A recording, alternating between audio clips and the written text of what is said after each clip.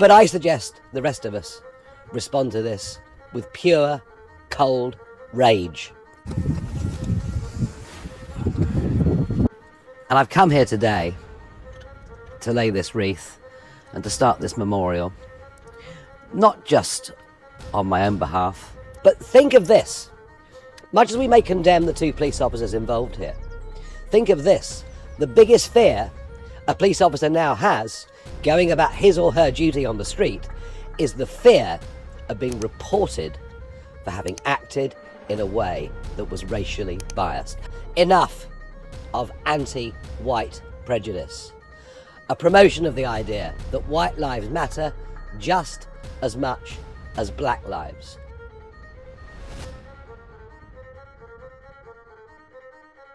Buongiorno freaks and geeks, welcome back to the channel.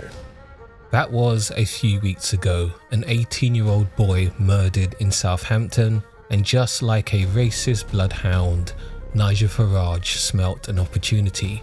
The last thing he heard on this earth was him being read his rights by the police.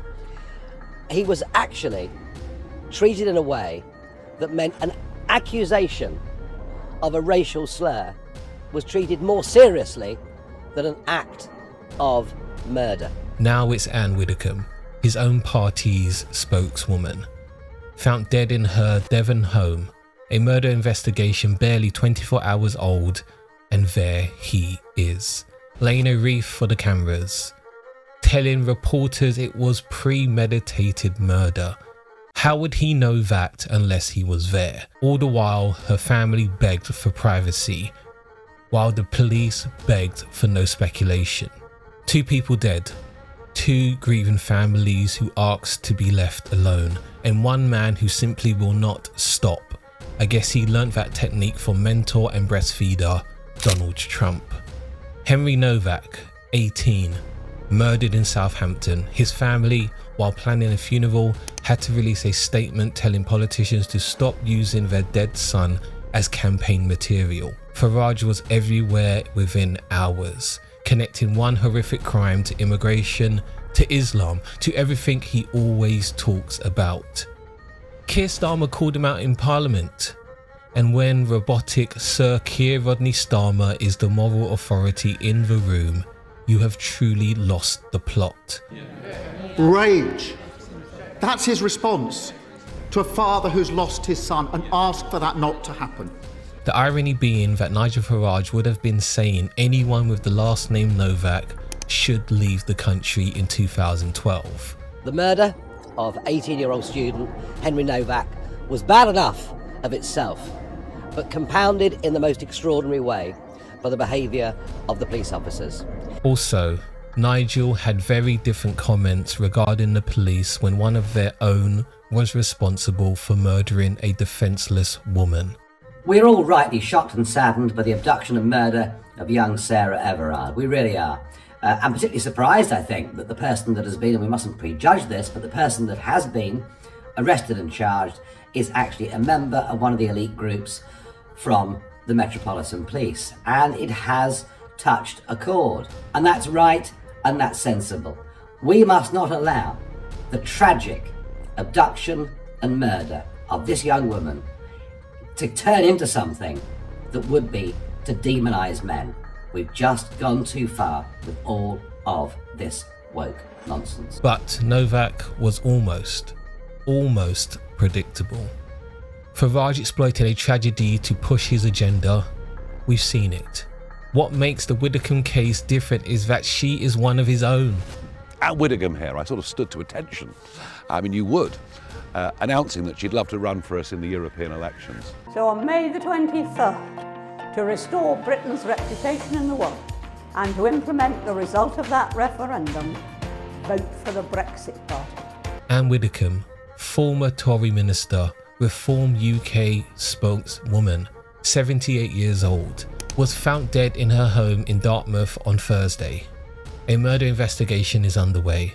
The police explicitly warned against speculation, but announced they were looking for a white man before any arrests were made. The reason? To avoid another race riot. At this point, Britain is having more race riots than bank holidays. Come on, England. Anyway, Farage within 48 hours is at the scene, wreath in hand, cameras rolling, telling the press he believes it was premeditated murder, sharing details about a car on her driveway, speculating about motive while standing next to the police tape. Harvey Proctor, her close friend of decades, said it plainly. Ann Widdecombe was far too dear to her family, friends and former colleagues for her murder to be exploited as political propaganda. The police have expressly asked the public not to speculate. It is therefore deeply disappointing that Nigel Farage has chosen to do precisely that. Disappointing, maybe. Predictable, obviously. Ann Widdecombe's family were very uneasy about him being there. Let that sink in. The family of his own party spokeswoman did not want him at the scene, and he went anyway, because a grieving family is not the audience. The UK public are. So let's connect what nobody in the media seems willing to connect. Southport, 3 children murdered. Before the funerals, Farage online speculating suggesting a cover-up. Riots follow, a mosque attacked. Southampton, Henry Novak, a family begging for dignity. Farage within hours. Henry's family have responded to this in just the most extraordinarily dignified way.